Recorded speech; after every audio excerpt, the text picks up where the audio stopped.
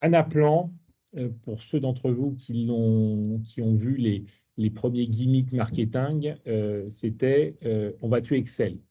Le génial Frédéric Lalouyot avait pris ce pitch qui passait très très bien et du coup le business qui était confronté à toutes les limitations d'Excel arrivait en disant bah, voilà notre modèle Excel, on va le reconduire strictement dans un appelant. Alors, Excel, Access et autres modèles à plat. Donc avec des fonctionnalités en plus et des capacités de règles de gestion très élaborées. La difficulté à reconduire ou le risque à reconduire strictement l'existant, on voit ça souvent sur des modèles de controlling ou de prix de transfert ou de facturation où il faut, voilà, donc historiquement, les résultats qui sortaient des Excel et des Access étaient dans ces ordres de grandeur et il faut, de manière plus ou moins fidèle, rentrer dans ces ordres de grandeur.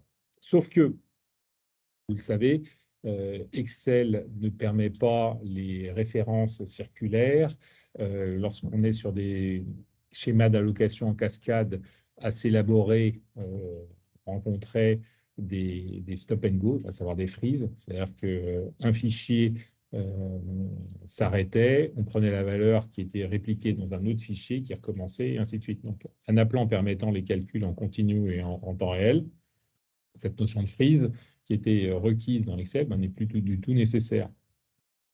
De la même manière, reconduire l'existant sans prendre en compte les possibilités, les capacités et fonctionnalités offertes par l'outil, c'est un peu dommage parce que là, du coup, on dévulnérabilise la partie technique d'un Excel ou d'un Access sans profiter pleinement des capacités de dialogue ou de simulation d'un Anaplan. Donc, l'idée est de ne pas reconduire strictement l'existant, mais plutôt de voir, sous forme de POC ou d'avant-vente, de voir ce qui est reprenable en l'état de ce qui est aménageable, tout en conservant, pour des raisons soit réglementaires, soit de facturation, le respect des grands équilibres. On est bien dans une approche pragmatique.